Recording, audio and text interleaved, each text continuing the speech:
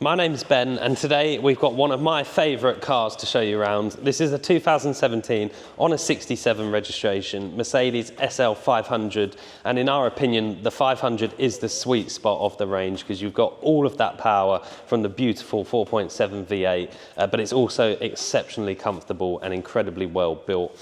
This example is very low mileage at just over 15,000 miles from new. It's finished in Obsidian Black Metallic with the beige leather interior, which again, in our opinion, is one of the best combinations. And it's got a fabulous specification over and above a standard SL500. It's got a full service history with a mix of Mercedes main dealer and Mercedes specialist, but they're all on the Mercedes system and it's fully documented with the car. And we'll start at the front and walk you around these cost options as I touched on. So the first and very important option in the Mercedes star in the centre, you'll see it's all filled out as one thing rather than being sort of a physical badge, and that's because the car's got adaptive cruise control, so the radar for that is hidden nicely behind there and also in the front grille section. There's front park assist as well in the front grille section, as you can see. We've got an AMG exterior night package, and also we've got the LED intelligent light system from Mercedes with the automatic high beam assist plus, so it will individually block out cars coming your way. They're cornering lights as well, very powerful headlights. Coming around the side, we've got these, I believe they're 19-inch alloy wheels, so diamond cut on the faces, gloss black on the inserts, and again, they're the multi-spoke AMG wheel, as you can see with the AMG imprint in them there. And again, in our opinion, probably the best looking wheel for these cars. And the contrast grey painted brake calipers with the Mercedes inscription on it behind there as well. Power folding door mirrors, and on the door mirrors as well, there is blind spot monitoring, so there's a small triangle which will illuminate orange in the bottom left corner. Part of the AMG Night Pack is to have the lower door sills all in black, which you can see just underneath here. And then if you have a look at that beautiful interior in the beige with the wood trims throughout the dashboard, it's a really elegant car, and they're just built so well, these SLs, especially in this generation. Beautifully comfortable seats with the air scarf, which is again a very important option considering these are a convertible. Illuminated Mercedes-Benz door entry sills as well. I'll just shut the door. Coming around the back, we've got the sort of extended spoiler flick on the back of the boot here, which again just adds to the look. And the boot is really clever. I'm going to open it. It's a power boot. And obviously, as you can see, the roof is down at the moment, which folds into the boot section. So just have a look at how cool this is when you open the boot.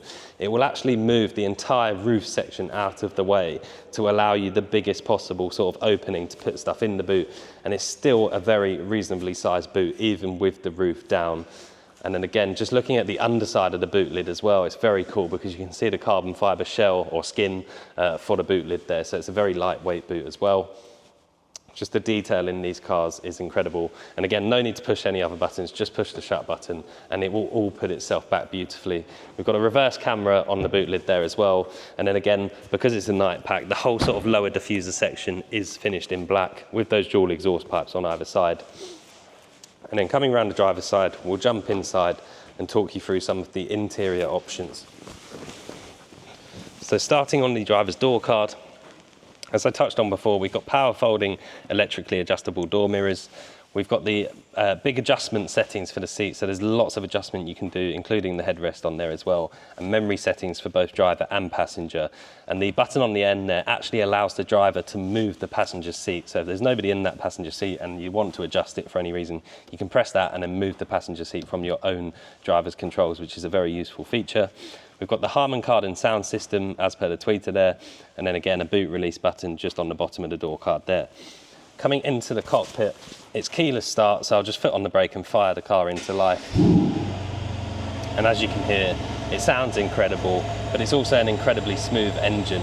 And when you're driving it normally with the roof up, you can't even hear the engine, it's just that comfortable.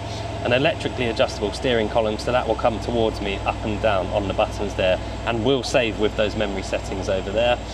Multi-function as well, of course, so multimedia controls and telephone controls on the right-hand side, and on the left-hand side we can control the sort of central screen in front of me here. So there's a few different options you can do on there, go through trip meters, etc., your speed, and then you can flick across and see sort of service information. You can change the audio from there, and you can get navigation prompts right in front of you.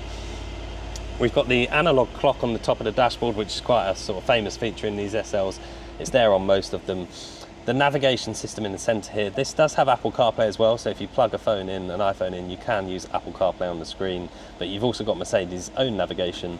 If I pop the car into reverse, we've got the reverse camera there as well. The car does have Park Assist Plus as well, so it will park itself within a parallel parking bay.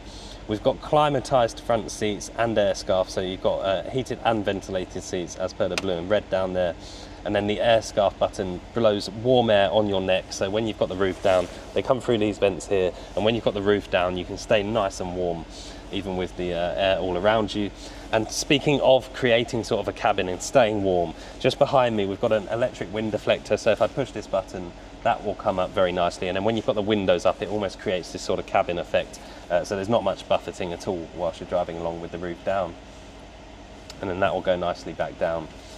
And then yeah, just lots of storage, cup holders, a big sort of center armrest section here as well. And I'll just ignore that for the second. And then yeah, I'll turn it off and jump. Actually, before I do so, I'll run the roof up so you can see what the car looks like with the roof up, because it is a hard top roof as we touched on before. So it almost just looks like a beautiful coupe when the roof is up. And importantly, in that roof, it does have a glass panoramic roof as well with ambient lighting. So it's very impressive to see that. So even with the roof up and when it's raining, you can still see out beautifully. It's very light in this cabin, it's very spacious. And I'll just turn the car off and jump outside. So yeah, as I mentioned at the beginning, a very low mileage, just over 15,000 miles from new on the 67 registration, with a very good or full service history, all on the Mercedes system with Mercedes main dealers and specialists. Incredible condition throughout and a lovely specification over and above a standard car. My name's Ben, I hope the video has helped. Thank you very much for watching.